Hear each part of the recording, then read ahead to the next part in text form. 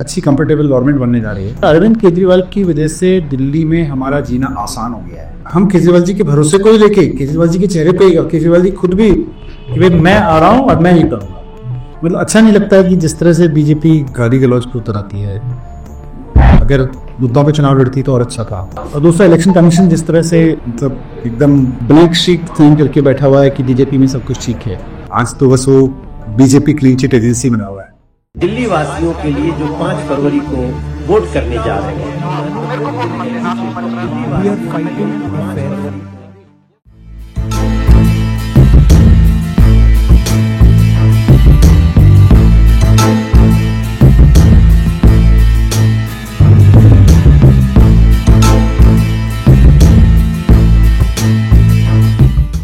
देखो, दिल्ली के लोगों को पता है कि ये जितने एलिगेशंस लगाए बेसलेस थे।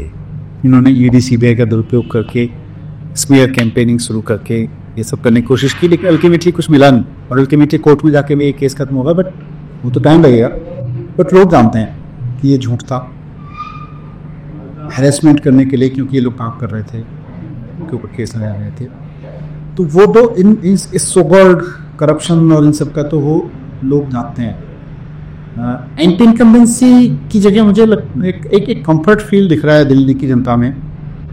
इसीलिए मैं इस कंफर्ट पे बोल रहा हूँ कि अच्छी कंफर्टेबल गवर्नमेंट बनने जा रही है, क्योंकि लोगों को लग रहा है अरविंद केजरीवाल की वजह से दिल्ली में हमारा जीना आसान हो गया है। That's the feeling I am getting from people कि यही हालात गुड़गांव के आम आदमी की नहीं है, यही हालात नोएडा के आम आदमी की नहीं है, गाजियाबाद के आम आदमी की। आज नोएडा का एक आम आदमी बिजली को लेके, बसों को लेके, स्कूल अस्पतालों को लेके जितना बोझ उठा रहा है, उसके मुकाबले दिल्ली के एक आम आदमी पे कुछ बोझ नहीं है उस पर। उसके बिजली के बिल जीरो, उसका बसों में महिलाओं का किराया फ्री है, उसके बच्चों को अच्छे स्कूल मिल रहे हैं, उसके परिवार को अच्छी हेल्थ केयर मिल रही है। इसकी वजह से लोग कहें यार, इनकी वजह से नोएडा में 24 घंटे बिजली नहीं आती, उसको इन्वर्टर खरीद के रखना पड़ता है, अंधेरे में रहना पड़ता है। आज कम से कम दिल्ली में 24 घंटे बिजली आ रही है।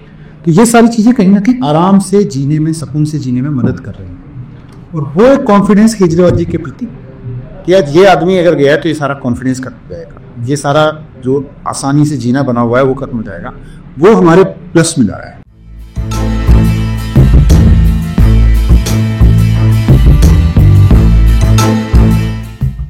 और केजरीवाल जी पे भरोसा है तो लोग वोट कर रहे हैं। केजरीवाल जी, हम केजरीवाल जी के भरोसे को ही लेके, केजरीवाल जी के चेहरे पे, केजरीवाल जी खुद भी कि भाई मैं आ रहा हूँ और मैं ही करूँगा। If you take from my lines only, तो भाई लोगों को भरोसा है कि इस आदमी की वजह से हमें जीने में मदद मिलती है, हमारे जीवन आसान हुआ है, इसलिए फिर से लाएंगे केजरीवाल ने स्लोगन दिया है।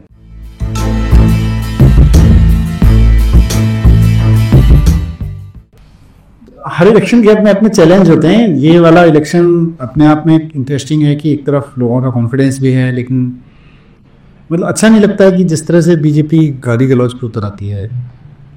अगर मुद्दों पे चुनाव लड़ती तो और अच्छा था, आके बोलती कि भाई हमने हरियाणा में, गुड़गांव में या सपोज दैट नोएडा में बिजली ऐसी कर दी है, पानी ऐसा कर दिया है, या स्कूल अस्पताल ऐसे कर दिए। उस पर तो कोई बात ही नहीं, बात केवल गाली गलौज हो रही है बीजेपी की तरफ से। मज़ा आता है कि वो लोकल इशू, लोगों की ज़िंदगी के जो इशू उठाते। और दूसरा, इलेक्शन कमीशन जिस तरह से मतलब एकदम ब्लैंक शीट साइन करके बैठा हुआ है कि बीजेपी में सब कुछ ठीक है, एवरीथिंग, पैसे बट रहे हैं, वीडियो मीडिया चला रहा है। हमने इन्वेस्टिगेशन कराई, कोई साड़ी नहीं मिली। अरे भाई वीडियो है, पूछ लो ना।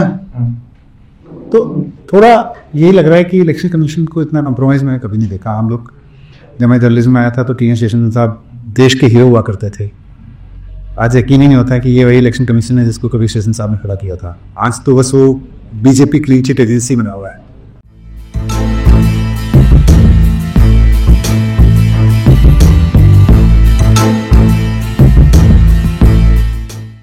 देखो, फर्स्ट ऑफ ऑल आई सी कि किसी एक इलेक्शन में अलग फैक्टर काम करते हैं। उसी सीट को मैंने 2 बार अलग अलग मार्जिन से जीता। Patparganj has been a traditionally good seat for me and I work there, मतलब specially on education, fantastic schools, extraordinary infrastructure in many of the schools, इस सब पे काम किया। तो अगर जी ने कहा कि भाई आपने एजुकेशन पे इतना काम किया है, आप चाहते हो एज एन एजुकेशनिस्ट में आओ, चुनाव लड़ूँ, तो मुझे पटपर्धन से लड़ा दो। ऐसे ठीक है, आप यहाँ से लड़ लो, मैं दूसरी जगह से लड़ता हूँ। So it's my message to the people कि भाई देश के एजुकेशनिस्ट अगर आना चाहते हैं पार्टी में तो this party is serious to take them and field them from the constituencies of their choice, because personally me and many of us want कि एजुकेशनिस्ट इस पार्टी में फेथ रखें, और अगर एजुकेशनिस्ट अधिक होंगे इस पार्टी में तो ये पार्टी का कोर एजुकेशन का बढ़ता जाएगा।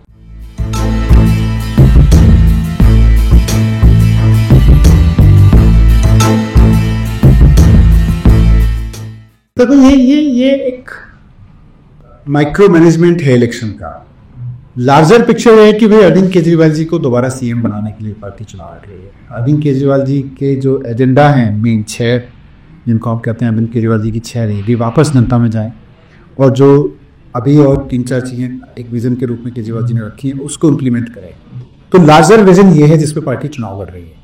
उसमें कहाँ किसको सीट मिलेगी, किस इलेक्शन में किस एमएलए को ड्रॉप करना है, कहाँ पार्षद को देना है, कहाँ नहीं देना है, कहाँ अभी लास्ट मिनट कोई अच्छा लड़ रहा है नहीं लड़ रहा है, माइक्रो लेवल के इलेक्शन मैनेजमेंट है दैट एवरी पार्टी डू, हम भी करते हैं।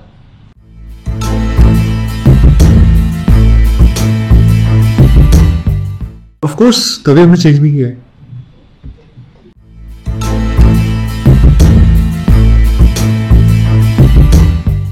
आम आदमी पार्टी की खूबसूरती है कि आम आदमी पार्टी की सरकार जब से बनी है हर तबके के लिए काम करती है, गरीब अमीर, हिंदू मुस्लिम, कहीं कोई भेदभाव ही नहीं है हमारी पार्टी की किसी भी इसकी। और बहुत गर्व के साथ हम कहते हैं कि हर बच्चे को अच्छी शिक्षा मिलेगी, और जितनी अच्छी शिक्षा मिलेगी उतना ही ये समाज की झगड़े और ये सब खत्म होंगे।